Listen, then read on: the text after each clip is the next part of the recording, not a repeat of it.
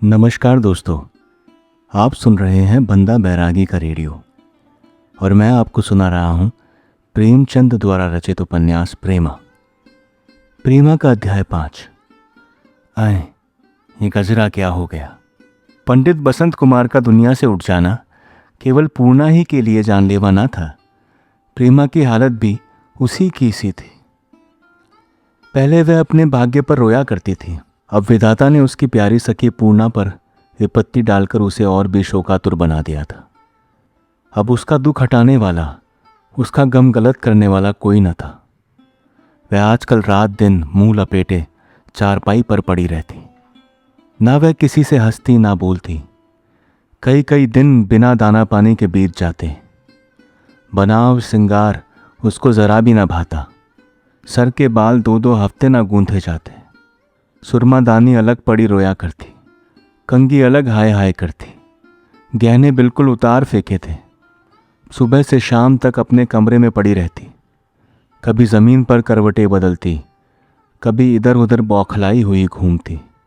बहुधा बाबू अमृत राय की तस्वीर को देखा करती और जब उनके प्रेम पत्र याद आते तो रोती। उसे अनुभव होता था कि अब मैं थोड़े दिनों की मेहमान हूँ। पहले 2 महीने तक तो पूर्णा को ब्राह्मणों के खिलाने पिलाने और पति के मृतक संस्कार से सांस लेने का अवकाश ना मिला कि प्रेमा के घर जाती। इसके बाद भी 2-3 महीने तक वह घर से बाहर ना निकली। उसका जी ऐसा बुझ गया था कि कोई काम अच्छा ना लगता। हाँ, प्रेमा माँ के मना करने पर भी 2-3 बार उसके घर गई थी, मगर वहाँ जाकर आप रोती और पूर्णा को भी रुलाती, इसलिए अब उधर जाना छोड़ दिया था। किंतु एक बात वह नित्य करती, वह संध्या समय मेहताबी पर जरूर जाकर बैठती। इसलिए नहीं कि इसको समय सुहाना मालूम होता या हवा खाने को जी चाहता था, नहीं, प्रत्युत केवल इसलिए कि वह कभी कभी बाबू अमृत राय को उधर से आते जाते देखती। हाय, जिस वक्त वह उनको देखती उसका कलेजा बांसों उछलने लगता। जी चाहता है कि कूद पड़ूं और उनके कदमों पर अपनी जान निछावर कर दूं। जब तक वह दिखाई देते अकटकी बांधे उनको देखा करती। जब वह आंखों से ओझल हो जाते तब उसके कलेजे में एक हूक उठती।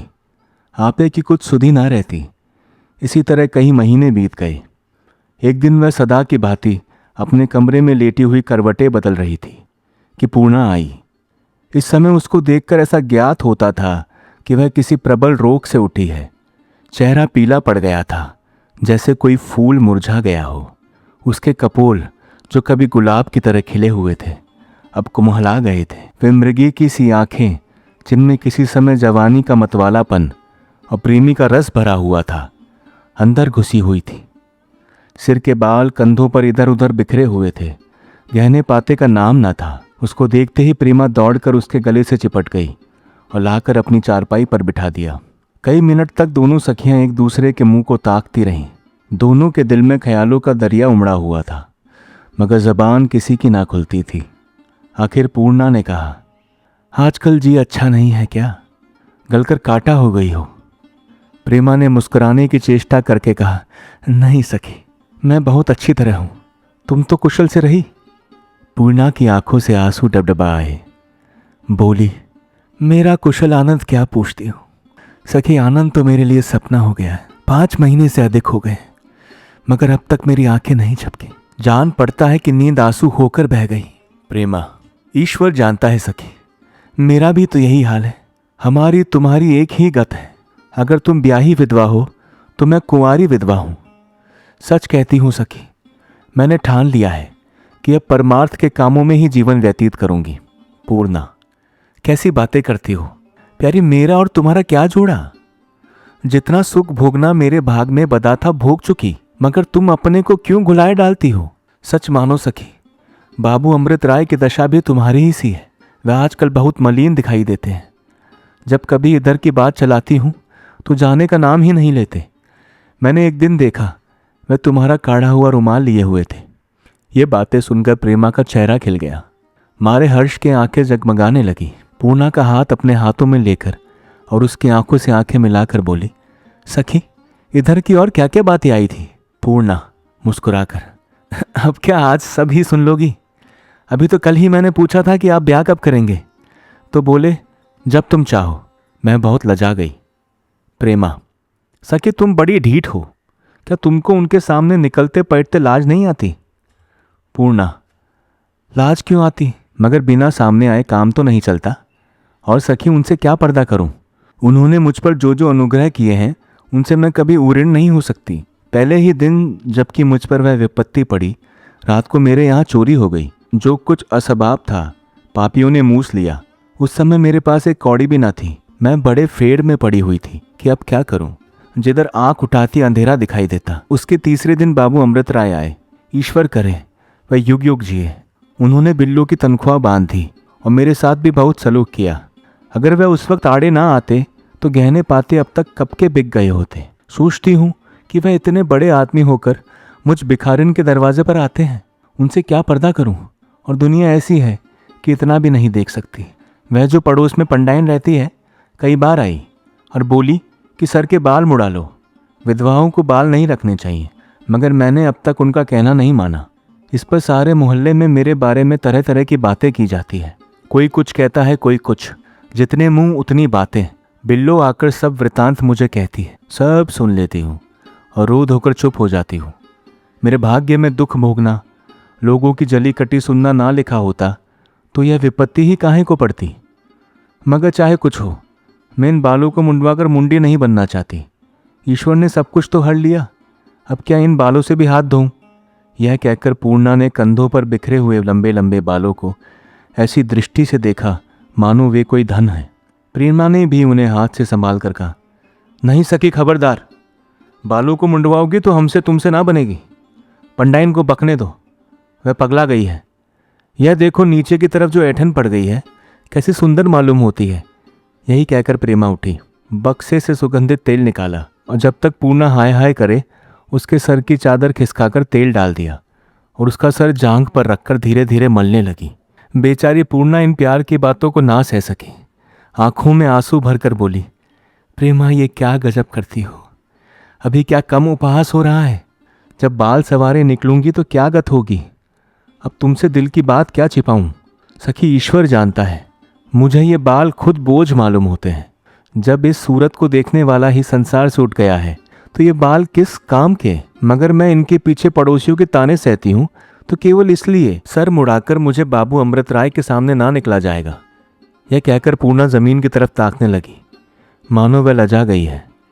प्रेमा भी कुछ सोचने लगी। अपनी सखी के सर में तेल मला, कंघी की, बाल गूंथे और तब धीरे से आईना लाकर उसके सामने रख दिया। पूर्णा ने इधर 5 महीने से आईना का मुंह नहीं देखा था। वह समझती थी कि मेरी सूरत बिल्कुल उतर गई होगी, मगर अब जो देखा तो सिवाय इसके कि मुंह पीला पड़ गया था और कोई भेद न मालूम हुआ। मध्यम स्वर में बोली, प्रेमा, ईश्वर के लिए अब बस करो। भाग से ये सिंगार बधा नहीं है, पड़ोसिन देखेगी तो ना जाने क्या अपराध लगा दे। प्रेमा उसकी सूरत को टकटकी लगाकर देख रही थी। यकायक मुस्कुरा कर बोली, सखी, तुम जानती हो मैंने श्रृंगार क्यों किया? पूर्णा, मैं क्या जानूं, तुम्हारा जी चाहता होगा। प्रेमा, इसलिए कि तुम उनके सामने इसी तरह जाओ। पूर्णा, तुम बड़ी खोटी हो। भला मैं उनके सामने इस तरह कैसे जाऊंगी? वह देखकर दिल में क्या कहेंगे? देखने वाले यूं ही बेसिर पैर की बातें उड़ाया करते हैं, तब तो और भी नहीं मालूम क्या क्या कहेंगे। थोड़ी देर तक ऐसे ही हंसी दिल लगी की बातों में प्रेमा ने कहा, सखी, अब तो अकेले नहीं रहा जाता। क्या हर्ज है, तुम भी यहीं उठाओ, हम तुम दोनों साथ साथ रहें। पूर्णा, सखी, मेरे लिए इससे अधिक हर्ष की कौन सी बात होगी कि मैं तुम्हारे साथ रहूं? मगर अब तो पैर फूक फूक कर धरना होता है। लोग तुम्हारे घर में राजी ना होंगे, और अगर ये मान भी गए तो बिना बाबू अमृत राय की मर्जी के कैसे आ सकती हूँ? संसार के लोग भी कैसे अंधे हैं। ऐसे दयालु पुरुष को कहते हैं कि ईसाई हो गया है। कहने वालों के मुंह से ना मालूम कैसे ऐसी झूठी बात निकलती है। मुझसे वह कहते थे कि मैं शीघ्र ही एक ऐसा स्थान बनवाने वाला हूँ जहाँ नाथ विधवाएं आकर रहेंगी। वहाँ उनके पालन पोषण और वस्त्र का प्रबंध किया जाएगा और उनको पढ़ना लिखना और पूजा पाठ करना सिखाया जाएगा। जिस आदमी के विचार ऐसे शुद्ध हों उसको वह लोग ईसाई और अधर्मी बनाते हैं, जो भूलकर भी भिखमंगे को भीख नहीं देते। ऐसा अंधेर है प्रेमा, महीन संसार ऐसा ही है। हाय, अगर वह मुझे अपनी लौंडी बना लेते तो मेरा भी जीवन सफल हो जाता। ऐसे उदार चित्त दाता की चेरी बनना भी कोई बड़ाई की बात है। पूर्णा, तुम उनकी चेरी काहे को बनोगी? वह तो आप तुम्हारे सेवक बनने के लिए तैयार बैठे हैं। तुम्हारे लालाजी ही नहीं मानते। विश्वास मानो यदि तुमसे उनका ब्याह ना हुआ तो कुंवारे ही रहेंगे। प्रेमा, यहाँ यही ठान ली है कि चेरी बनूंगी तो उन्हीं की। कुछ देर तक यही बातें हुई। जब सूर्य अस्त होने लगा तो प्रेमा ने कहा, चलो सखी, तुम्हें बगीचे की सैर करा लावे। जब से तुम्हारा आना जाना छूटा तब से मैं उधर भूलकर भी नहीं गई। पूर्णा, मेरे बाल खोल दो तो चलूं। तुम्हारी भावज देखेगी तो ताना मारेगी। प्रेमा, उनके ताने का क्या डर, वह तो हवा से उलझा करती है। दोनों सखियां उठी और हाथ दिए कोठे से उतार कर फुलवारी में आई। यह एक छोटी सी बगिया थी जिसमें भांति भांति के फूल खिल रहे थे। प्रेमा को फूलों से बहुत प्रेम था। उसी ने अपने दिल बहलाव के लिए बगीचा बनवाया था। एक माली इसकी देखभाल के लिए नौकर था। बाग के बीचों बीच एक गोल चबूतरा बना हुआ था। दोनों सखियां इसी चबूतरे पर बैठ गईं। उनको देखते ही माली बहुत सी कलियां एक साफ कपड़े में लपेट कर लाया। प्रेमा ने उनको पूर्णा को देना चाहा, मगर उसने बहुत उदास होकर कहा, बहन मुझे क्षमा करो, इनकी बू बास तुमको मुबारक हो। सुहाग के साथ मैंने फूल भी त्याग दिए। हाय, जिस दिन वह काल रूपी नदी में नहाने गए थे उस दिन ऐसे ही कलियों का हार बनाया था। वह हार धरा का धरा रह गया, तब से मैंने फूलों को हाथ नहीं लगाया। ये कहते कहते वह यकायक चौंक पड़ी और बोली, सखी अब मैं जाऊंगी, आज इतवार का दिन है, बाबू साहब आते होंगे। प्रेमा ने रोनी हंसकर कहा, नहीं सखी, अभी उनके आने में आधे घंटे की देर है। मुझे इस समय का ऐसा ठीक परिचय मिल गया है कि अगर कोठरी में बंद कर दो तो भी शायद गलती ना करूं। सखी कहते ला जाती है। मैं घंटों बैठकर झरोके से उनकी राह देखा करती हूँ। चंचल चित्त को बहुत समझाती हूँ पर मानता ही नहीं। पूर्णा ने उसको ढारस दिया और अपनी सखी से गले मिल शर्माती हुई घूंघट से चेहरे को छिपाए अपने घर की तरफ चली और प्रेमा किसी के दर्शन की अभिलाषा कर मेहताबी पर जाकर टहलने लगी। पूर्णा के मकान पर पहुंचे ठीक आधी घड़ी हुई थी कि बाबू अमृत राय बाइसिकल पर फरफर करते आ पहुंचे। आज उन्होंने अंग्रेजी बाने की जगह बंगाली बाना धारण किया था जो उन पर खूब जचता था। उनको देखकर कोई यह नहीं कह सकता था कि ये राजकुमार नहीं है। बाजारों में जब निकलते तो सबकी आंखें उन्हीं की तरफ उठती थी। रीति के विरुद्ध आज उनकी दाहिनी कलाई पर एक बहुत ही सुगंधित मनोहर बेल का हार लिपटा हुआ था जिससे सुगंध उड़ रही थी। इस सुगंध से लेवेंडर की खुशबू मिलकर मानो सोने पे सुहागा हो गया था। संदली रेशमी के बेलदार कुर्ते पर धानी रंग की रेशमी चादर हवा के मंद मंद झोंकों से लहरा लहरा कर एक अनोखी छवि दिखाती थी। उनकी आहट पाते ही बिल्लो घर में से निकल आई और उनको ले जाकर कमरे में बैठा दिया। अमृत राय, क्यों बिल्लो, सब कुशल है? बिल्लो, हाँ सरकार, सब कुशल है। अमृत राय, कोई तकलीफ तो नहीं है? बिल्लो, नहीं सरकार, कोई तकलीफ नहीं है। इतने में बैठक का भीतर का दरवाज़ा खुला और पूर्णा निकली। अमृत राय ने उसकी तरफ देखा तो अचंभे में आ गए। उनकी निगाह आप ही आप उसके चेहरे पर जम गई। पूर्णा मारे लज्जा के गड़ी जाती थी कि आज क्यों ये मेरी ओर ऐसे ताक रहे हैं। वह भूल गई थी कि आज मैंने बालों में तेल डाला है, कंघी की है और माथे पर लाल बिंदी भी लगाई है। अमृत राय ने उसको इस बनाव चुनाव के साथ कभी नहीं देखा था और ना वह समझे थे कि वह ऐसी रूपवती होगी। कुछ देर तक तो पूर्णा सर नीचा किए खड़ी रही। यकायक उसको अपने गूंथे केश की सुधि आ गई। उसने झट लजाकर सर और भी निहुरा लिया, घूंघट को बढ़ाकर चेहरा छिपा लिया और यह ख्याल करके कि शायद बाबू साहब इस बनाव श्रृंगार से नाराज हो, वह बहुत ही भोलेपन के साथ बोली, मैं क्या करूं, मैं तो प्रेमा के घर गई थी। उन्होंने हट करके सर में तेल डालकर बाल गूंथ दिए। मैं कल सब बाल कटवा डालूंगी। ये कहते कहते उसकी आंखों में आंसू भर आए। उसके बनाव श्रृंगार ने अमृत राय पर पहले ही जादू चलाया था, अब इस भोलेपन ने और भी लुभा लिया। जवाब दिया, नहीं नहीं, तुम्हें कसम है, ऐसा हरगिज ना करना। मैं बहुत खुश हूं कि तुम्हारी सखी ने तुम्हारे ऊपर ये कृपा की। अगर वह यहाँ इस समय होती तो इसके निहोरे मैं उसको धन्यवाद देता। पूर्णा पढ़ी लिखी औरत थी, इस इशारे को समझ गई और झेप कर गर्दन नीचे कर ली। बाबू अमृत राय दिल में डर रहे थे कि कहीं इस छेड़ पर यह देवी रुष्ट ना हो जाए, नहीं तो फिर मनाना कठिन हो जाएगा। मगर जब उसे मुस्कुराकर गर्दन नीची करते देखा तो और भी डिठाई करने का साहस हुआ। बोले, मैं तो समझता था प्रेमा मुझे भूल गई होगी, मगर मालूम होता है कि अभी तक मुझ पर कुछ ना कुछ स्नेह बाकी है। अब की पूर्णा ने गर्दन उठाई और अमृत राय के चेहरे पर आंखें जमा कर बोली, जैसे कोई वकील किसी दुखियारे के लिए न्यायाधीश से अपील करता हो। बाबू साहब, केवल आपका इतना समझना कि प्रेमा आपको भूल गई होगी उन पर बड़ा भारी आपेक्ष है। प्रेमा का प्रेम आपके निमित्त सच्चा है। आज उनकी दशा देखकर मैं अपनी विपत्ति भूल गई। वह गलकर आधी हो गई है। महीनों से खाना पीना नाम मात्र है। सारे दिन अपनी कोठरी में पड़े पड़े रोया करती है। घर वाले लाख समझाते हैं मगर नहीं मानती। आज तो उन्होंने आपका नाम लेकर कहा, सखी अगर चेरी बनूंगी तो उन्हीं की। वे समाचार सुनकर अमृत राय कुछ उदास हो गए। यह अग्नि जो कलेजे में सुलग रही थी और जिसको उन्होंने सामाजिक सुधार के राख तले दबा रखा था, इस समय क्षण भर के लिए धधक उठे। जी बेचैन होने लगा। दिल उकसाने लगा कि मुंशी बद्री प्रसाद का घर दूर नहीं है। दम भर के लिए चलो, अभी सब काम हुआ जाता है। मगर फिर देश हित के उत्साह ने दिल को रोका।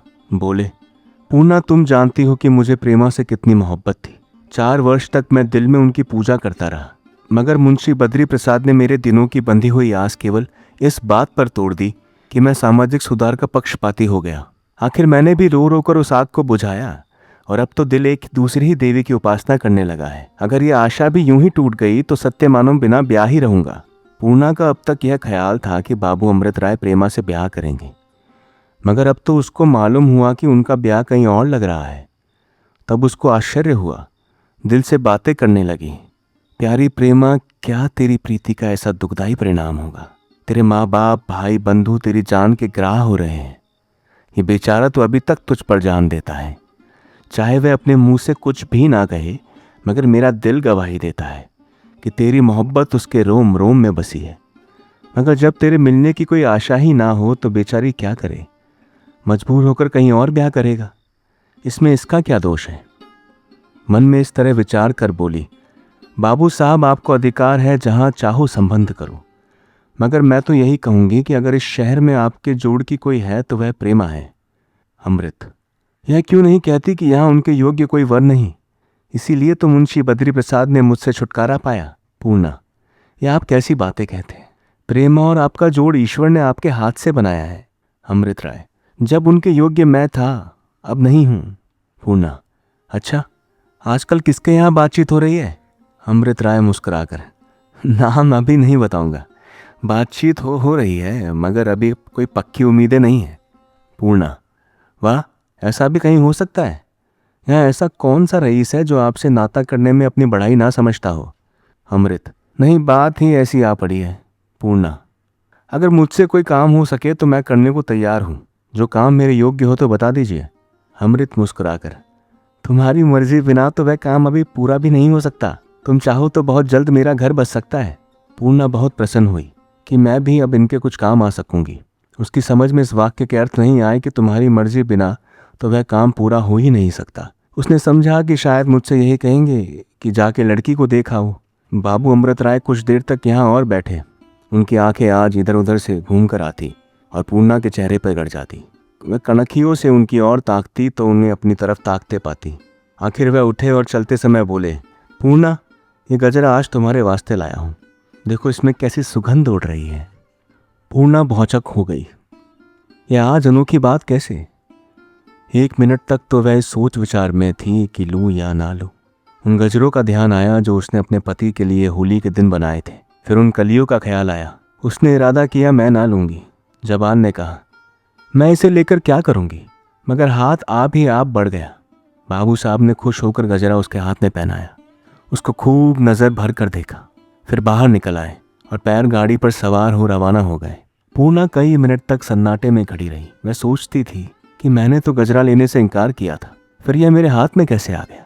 जी चाहा कि फेंक दे, मगर फिर यह ख्याल पलट गया और उसने गजरे को हाथ में पहन लिया। हाय, उस समय भी भूली भाली पूर्णा के समझ में ना आया कि जुमले का क्या मतलब है कि तुम चाहो तो बहुत जल्द मेरा घर बस सकता है। उधर प्रेमा मेहताबी पर टहल रही थी। उसने बाबू साहब को आते देखा था। उनकी सज धज उसकी आंखों में खूब गई थी। उसने उन्हें कभी इस बनाव के साथ नहीं देखा था। वह सोच रही थी कि आज इनके हाथ में गजरा क्यों है। उसकी आंखें पूर्णा के घर की तरफ लगी हुई थी। उसका जी झुंझलाता था कि आज इतनी देर क्यों लगा रहे हैं। एकाएक पैर गाड़ी दिखाई दी। उसने फिर बाबू साहब को देखा। चेहरा खिला हुआ था। कलाइयों पर नजर पड़ गई। है, वह गजरा क्या हो गया? पूर्णा ने गजरा पहन तो लिया, मगर रात भर उसकी आंखों में नींद नहीं आई। उसकी समझ में यह बात ना आती थी कि अमृत राय ने उसे गजरा क्यों दिया। उसे ऐसा मालूम होता था कि पंडित बसंत कुमार उसकी तरफ बहुत क्रोध से देख रहे हैं। उसने चाहा कि गजरा उतार कर फेंक दूं, मगर नहीं मालूम क्यों उसके हाथ कांपने लगे। सारी रात उसने आंखों में काटी। प्रभात हुआ। अभी सूर्य भगवान ने भी कृपा ना की थी कि पंडाइन और चौबाइन, बाबू कमला प्रसाद की वृद्ध महाराजिन और पड़ोस के सेठानी जी कई दूसरी औरतों के साथ पूर्णा के मकान में आ उपस्थित हुई। उसने बड़े आदर से सबको बिठाया, सबके पैर छुए। उसके बाद ये पंचायत होने लगी। पंडाइन, जो बुढ़ापे की वजह से सूख कर छुहारे की तरह हो गई थी। क्यों दुल्हन, पंडित जी को गंगा लाभ हुए कितने दिन बीते? पूर्णा डरते डरते, 5 महीने से कुछ अधिक हुआ होगा। पंडाइन, और अभी से तुम सबके घर आने जाने लगी? क्या नाम की कल तुम सरकार के घर चली गई थी, उनकी कुंवारी कन्या के पास दिन भर बैठी रही। भला सोचो, तुमने कोई अच्छा काम किया? क्या नाम की तुम्हारा और उनका अब क्या साथ? जब वह तुम्हारी सखी थी तब थी, अब तो तुम विधवा हो गई। तुमको कम से कम साल भर तक घर से बाहर पाँव ना निकालना चाहिए। तुम्हारे लिए साल भर तक हंसना बोलना मना है। हम यह नहीं कहते कि तुम दर्शन को ना जाओ या स्नान को ना जाओ, स्नान पूजा तुम्हारा धर्म ही है। हाँ, किसी सुहागिन या किसी कुंवारी कन्या पर तुमको अपनी छाया नहीं डालनी चाहिए। पंडाइन चुप हुई तो महाराजिन टोइयां की तरह चहकने लगी। क्या बतलाऊं, बड़ी सरकार और दुल्हन दोनों लहू का घूंट पीकर रह गई।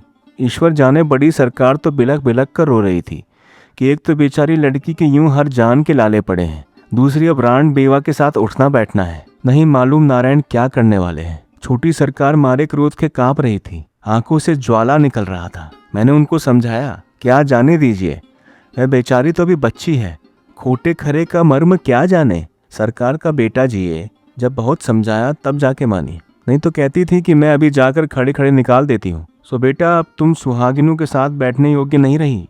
अरे ईश्वर ने तो तुम पर विपत्ति डाल दी, जब अपना प्राण प्रिय ही ना रहा तो अब कैसा हंसना बोलना।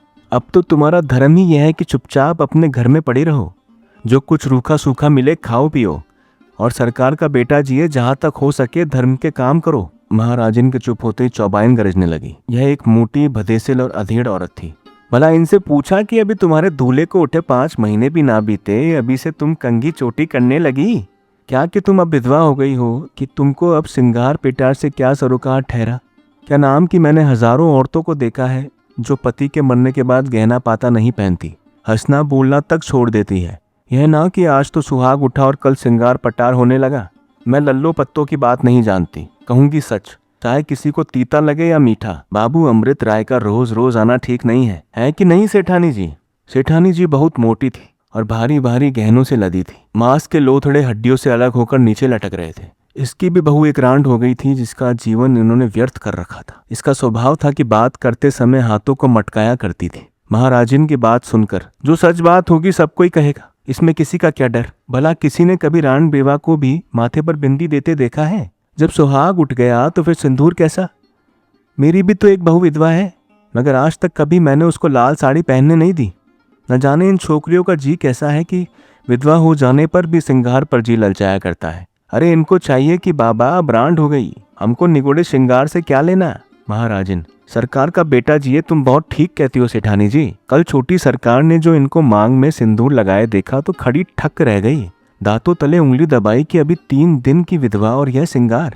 सो बेटा, अब तुमको समझ बूझ कर काम करना चाहिए। तुम अब बच्ची नहीं हो सेठानी, और क्या, चाहे बच्ची हो या बूढ़ी, जब बेराह चलेगी तो सभी कहेंगे। चुप क्यों हो पंडाइन, इनके लिए अब कोई राह बाट निकाल दो। पंडाइन, जब ये अपने मन की ही हो गई है तो क्यों कोई राह बाट निकाले। इनको चाहिए कि ये अपने लंबे लंबे केश कटवा डाले।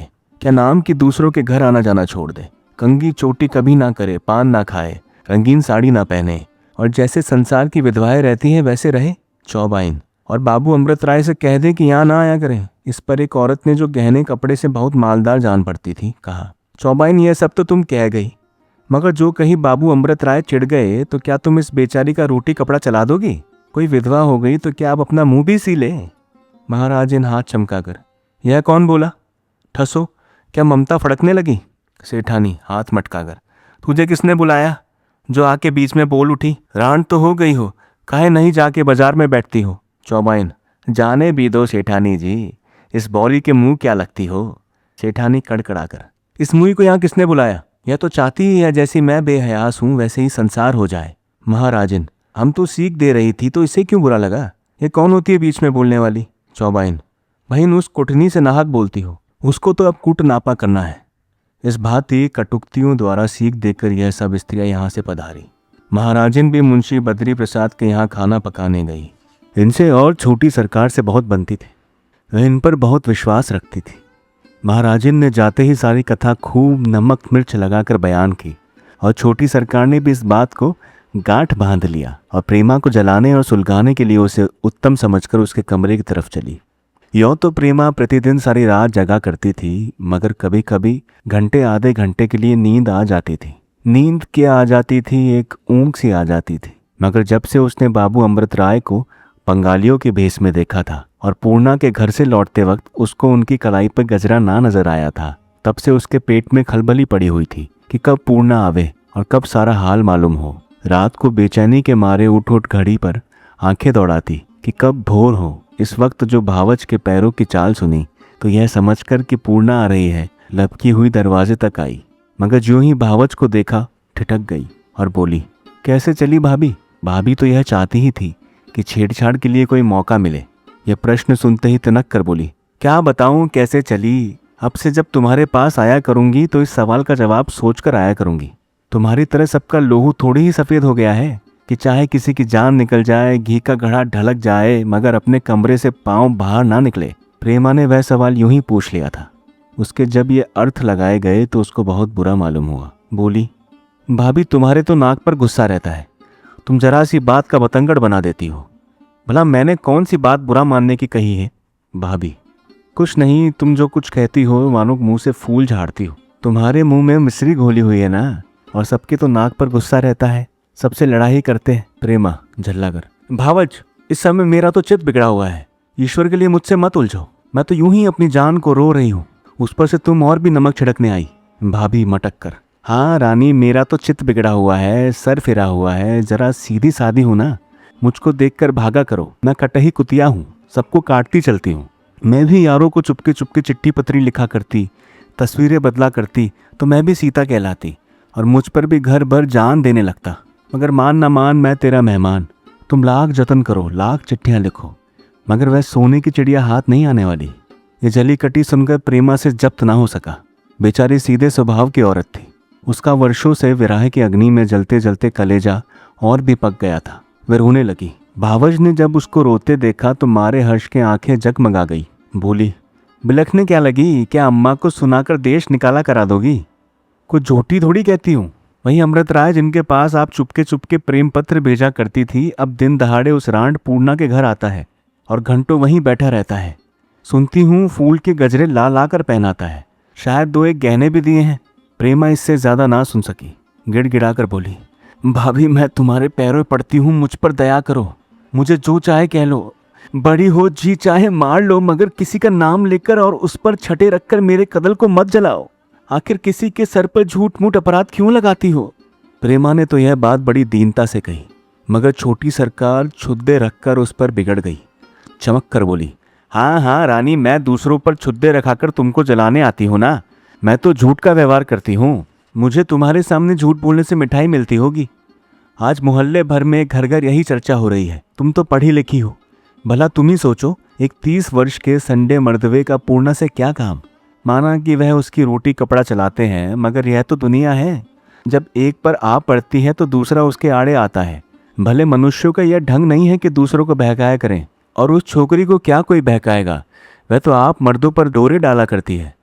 मैंने तो जिस दिन उसकी सूरत देखी थी उसी दिन ताड़ गई थी कि यह एक ही विष की गांठ है। अभी 3 दिन भी दूल्हे को मरे हुए नहीं बीते कि सबको चमकड़ा दिखाने लगी। दूल्हा क्या मरा, मानो एक बला दूर हुई। कल जब वह यहाँ आई हुई थी तो मैं बाल बंधा रही थी, नहीं तो देवड़ी के भीतर तो पैर धरने ही नहीं देती। चुड़ैल कहीं की, यहाँ आकर तुम्हारी सहेली बनती है। इसी से अमृत राय को अपना यौवन दिखाकर अपना लिया। कल कैसा लचक लचक कर ठुमक ठुमक चलती थी, देख देख कर आंखें फूटती थी। खबरदार, जो अब कभी तुमने उस चुड़ैल को अपने यहाँ बिठाया, मैं उसकी सूरत नहीं देखना चाहती। जबान वह बला है कि झूठ बात का भी विश्वास दिला देती है। छोटी सरकार ने जो कुछ कहा वह तो सब सच था, भला उसका असर क्यों ना होता? अगर उसने गजरा लिए हुए जाते ना देखा होता तो भावच की बातों को अवश्य बनावट समझती। फिर भी वह ऐसी ओछी नहीं थी कि उस वक्त अमृत राय और पूर्णा को कोसने लगती और यह समझ जाती कि उन दोनों में कुछ साठ गांठ है। हाँ, वह अपनी चारपाई पर जाकर लेट गई और मुंह लपेटकर कुछ सोचने लगी। प्रेमा को तो पलंग पर लेटकर भावच की बातों को तौलने दीजिए और हम मर्दाने में चलें। यह एक बहुत सजा हुआ लंबा चौड़ा दीवान खाना है। जमीन पर मिर्जापुर की खूबसूरत कालीनें बिछी हुई हैं, भांति भांति की गद्देदार कुर्सियां लगी हुई हैं। दीवारें उत्तम चित्रों से भूषित है। पंखा झला जा रहा है। मुंशी बद्री प्रसाद एक आरामदायक कुर्सी पर बैठे ऐनक लगाए एक अखबार पढ़ रहे हैं। उनके दाएं बाएं की कुर्सियों पर कोई और महाशय रईस बैठे हुए हैं। वह सामने की तरफ मुंशी गुलजारी लाल है और उनके बगल में बाबू दाननाथ है। दाहिनी तरफ बाबू कमला प्रसाद मुंशी झम्मन लाल से कुछ कानाफूसी कर रहे हैं। बाई और 2-3 और आदमी हैं जिनको हम नहीं पहचानते। कई मिनट तक मुंशी बद्री प्रसाद अखबार पढ़ते रहे। आखिर सर उठाया और सभा की तरफ देखकर बड़ी गंभीरता से बोले, बाबू अमृत राय के लेख अब बड़े ही निंदनीय होते जा रहे हैं। गुलजारी लाल, क्या आज फिर कुछ जहर उगला? बद्री प्रसाद, कुछ ना पूछिए, आज तो उन्होंने खुली खुली गालियां दी हैं। हमसे तो यह अब बर्दाश्त नहीं होता। गुलजारी, आखिर कोई कहाँ तक बर्दाश्त करे? मैंने तो इस अखबार को पढ़ना तक छोड़ दिया है। झम्मन लाल, गोया अपनी अपनी समझ में बड़ा भारी काम किया। अजी आपका धर्म यह है कि उन लेखों को काटिए, उनका उत्तर दीजिए। मैं आजकल एक कविता रच रहा हूँ, उसमें मैंने इनको ऐसा बनाया है कि यह भी क्या याद करेंगे। कमला प्रसाद, बाबू अमृत राय ऐसे अधजीवे आदमी नहीं हैं कि आपके कविता चौपाई से डर जाएं। वह जिस काम में लिपटते हैं सारे जी से लिपटते हैं। झम्मन, हम भी सारे जी से उनके पीछे पड़ जाएंगे, फिर देखें वह कैसे शहर में मुंह दिखाते हैं। कहो तो चुटकी बजाते उनको सारे शहर में बदनाम कर दूं। कमला जोर देकर, यह कौन सी बहादुरी है? अगर आप लोग उनसे विरोध मूल लेना चाहते हैं तो सोच समझ कर लीजिए। उनके लेखों को पढ़िए, उनके मन में विचारिए, उनका जवाब लिखिए, उनकी तरह देहातों में जा जाकर व्याख्यान दीजिए, तब जाके काम चलेगा। कई दिन हुए मैं अपने इलाके पर से आ रहा था कि एक गांव में मैंने 10-12 हज़ार आदमियों की भीड़ देखी। मैंने समझा पैठ है, मगर जब एक आदमी से पूछा तो मालूम हुआ कि बाबू अमृत राय का व्याख्यान था। और यह काम अकेले वही नहीं करते, कॉलेज के कई होनहार लड़के उनके सहायक हो गए हैं। और यह तो आप लोग सभी जानते हैं कि इधर कई महीने से उनकी वकालत अंधाधुंध बढ़ रही है। गुलजारी लाल, आप तो सलाह इस तरह देते हैं गोया आप खुद कुछ ना करेंगे। कमला प्रसाद, ना, मैं इस काम में आपका शरीक नहीं हो सकता। मुझे अमृत राय के सब सिद्धांतों से मेल है, सिवाय विधवा विवाह के। बद्री प्रसाद डपट कर, बच्चा कभी तुमको समझ नहीं आएगी, ऐसी बातें मुंह से मत निकाला करो। झमन लाल कमला प्रसाद से, क्या आप विलायत जाने के लिए तैयार हैं? कमला प्रसाद, मैं इसमें कोई हानि नहीं समझता। गुलजारी लाल हंसकर, ये नए बिगड़े हैं, इनको अभी अस्पताल की हवा खिलाइए। बद्री प्रसाद झल्लाकर, बच्चा तुम मेरे सामने से हट जाओ, मुझे रोज होता है।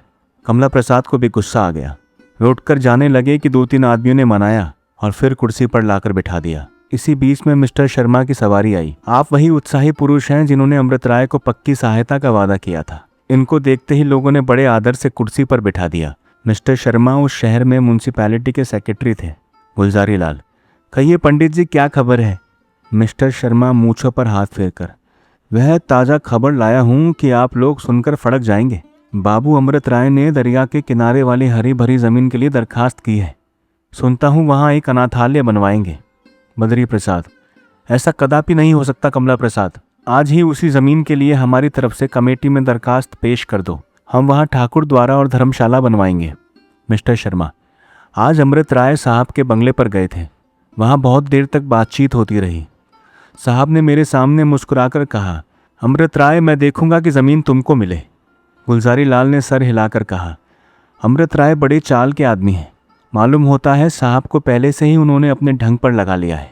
मिस्टर शर्मा, जनाब आपको मालूम नहीं अंग्रेज़ों से उनका कितना मेल जोल है। हमको अंग्रेज़ मेंबरों से कोई आशा नहीं रखनी चाहिए, वह सब के सब अमृत राय का पक्ष करेंगे। बद्री प्रसाद जोर देकर, जहाँ तक मेरा बस चलेगा मैं ये ज़मीन अमृत राय को ना लेने दूंगा। क्या डर है अगर और ईसाई मेंबर उनके तरफदार हैं? यह लोग 5 से अधिक नहीं, बाकी 22 मेंबर अपने हैं। क्या हमको उनकी वोट भी ना मिलेगी? यह भी ना होगा तो मैं उस ज़मीन को दाम देकर लेने पर तैयार हूँ। जमन लाल, जनाब मुझको पक्का विश्वास है कि हमको आधे से ज़्यादा वोट अवश्य मिल जाएंगे। एक बहुत ही उत्तम रीति से सजा हुआ कमरा है, उसमें मिस्टर वॉल्टर साहब बाबू अमृत राय के साथ बैठे हुए कुछ बात कर रहे हैं। वॉल्टर साहब यहाँ के कमिश्नर हैं और साधारण अंग्रेज़ों के अतिरिक्त प्रजा के बड़े हितैषी और बड़े उत्साही प्रजापालक हैं। आपका स्वभाव ऐसा निर्मल है कि छोटा बड़ा कोई हो सबसे हंसकर क्षेम कुशल पूछते और बात करते हैं।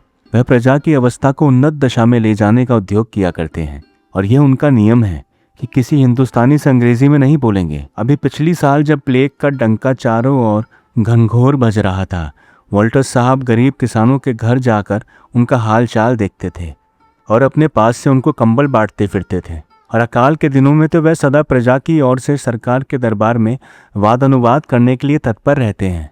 साहब अमृत राय की सच्ची देशभक्ति की बड़ी बड़ाई किया करते हैं और बहुधा प्रजा की रक्षा में दोनों आदमी एक दूसरे की सहायता किया करते हैं। वॉल्टर मुस्कुराकर, बाबू साहब आप बड़ा चालाक हैं। आप चाहता है मुंशी बद्री प्रसाद से थैली भर रुपया ले, मगर आपका वह बात नहीं मान सकता। अमृत राय, मैंने तो आपसे कह दिया कि मैं अनाथालय अवश्य बनवाऊंगा और इस काम में 20,000 से कम ना लगेगा। अगर आप मेरी सहायता करेंगे तो आशा है यह काम भी सफल हो जाए और मैं भी बना रहूं। और अगर आप ही कतरा गए तो ईश्वर की कृपा से मेरे पास अभी इतनी जायदाद है कि अकेले 2 अनाथालय बनवा सकता हूँ। मगर हाँ, तब मैं और कामों में कुछ भी उत्साह ना दिखा सकूंगा। वॉल्टर हंसकर, बाबू साहब आप तो ज़रा बात में नाराज़ हो गया। हम तो बोलता है कि हम तुम्हारा मदद 2,000 से कर सकता है, मगर बद्री प्रसाद से हम कुछ नहीं कहने सकता। उसने अभी अकाल में सरकार को 5,000 दिया है। अमृत राय, तो ये 2,000 मैं लेकर क्या करूँगा? मुझे तो आपसे 15,000 की पूरी आशा थी। मुंशी बद्री प्रसाद के लिए 5,000 क्या बड़ी बात है? तब से इसका दुगना तो वह एक मंदिर बनवाने में लगवा चुके हैं और केवल इस आशा पर कि उनको CIE की पदवी मिल जाएगी वह इसका 10 गुना आज दे सकते हैं। वॉल्टर अमृत राय से हाथ मिलाकर, वेल अमृत राय, तुम बड़ा चालाक है। तुम मुंशी बद्री प्रसाद को लूटना मांगता है। यह कहकर साहब उठ खड़े हुए। अमृत राय भी उठे। बाहर फिटन खड़ी थी, दोनों उस पर बैठ गए। साइस ने घोड़े को चाबुक लगाया और देखते देखते मुंशी बद्री प्रसाद के मकान पर जा पहुंचे। ठीक उसी वक्त जब वहां अमृत राय से रार बढ़ाने की बातें सोची जा रही थी। प्यारे पाठकगण, हम यह वर्णन करके कि इन दोनों आदमियों के पहुंचते ही वहां कैसी खलबली पड़ गई, मुंशी बद्री प्रसाद ने इनका कैसा आदर किया, गुलजारी लाल, दाननाथ और मिस्टर शर्मा कैसी आंखें चुराने लगे, या साहब ने कैसे काट छाट की बातें की और मुंशी जी को CIE की पदवी की किन शब्दों में आशा दिलाई, आपका समय नहीं गंवाना चाहते। खुलासा यह है कि अमृत राय को यहाँ से 17,000 रुपया मिला। मुंशी बद्री प्रसाद ने अकेले 12,000 दिया, जो उनकी उम्मीद से बहुत ज़्यादा था। वह जब यहाँ से चले तो ऐसा मालूम होता था कि मानो कोई घड़ी जीते चले जा रहे हैं। वह ज़मीन भी जिसके लिए उन्होंने कमेटी में दरखास्त की थी मिल गई और आज ही इंजीनियर ने उसको नापकर अनाथालय का नक्शा बनाना आरंभ कर दिया। साहब और अमृत राय के चले जाने पर यहाँ यूँ बातें होने लगी। जम्मन लाल, यार हमको तो इस लौंडे ने आज 500 के रूप में डाल दिया। गुलजारी लाल, जनाब आप 500 को रो रहे हो, यहाँ तो 1,000 पर पानी फिर गया। मुंशी जी तो CIE की पदवी पावेंगे, यहाँ तो कोई राय बहादुरी को भी नहीं पूछता। कमला प्रसाद, बड़े शौक की बात है कि आप लोग ऐसे शुभ कार्य में सहायता देकर पछताते हैं। अमृत राय को देखिए, उन्होंने अपना एक गांव बेचकर 10,000 रुपया भी दिया और उस पर दौड़ धूप अलग कर रहे हैं। मुंशी बद्री प्रसाद, अमृत राय बड़ा उत्साही आदमी है, मैंने आज इसको जाना। बच्चा कमला प्रसाद, तुम आज शाम को उनके यहाँ जाकर हमारी ओर से धन्यवाद दे देना। जम्मन लाल मुंह फेर कर, आप क्यों ना प्रसन्न होंगे, आपको तो पदवी मिलेगी ना। कमला प्रसाद हंसकर, अगर आपका वह कवित्व तैयार हो तो ज़रा सुनाइए। दाननाथ जो अब तक चुपचाप बैठे हुए थे बोले, अब आप उनकी निंदा करने की जगह उनकी प्रशंसा कीजिए। मिस्टर शर्मा, अच्छा जो हुआ सो हुआ, अब सभा विसर्जन कीजिए। आज यह मालूम हो गया कि अमृत राय अकेले हम सब पर भारी है। कमला प्रसाद, आपने नहीं सुना, सत्य की सदा जय होती है। प्रेमा का अध्याय 5 यहीं समाप्त होता है। धन्यवाद।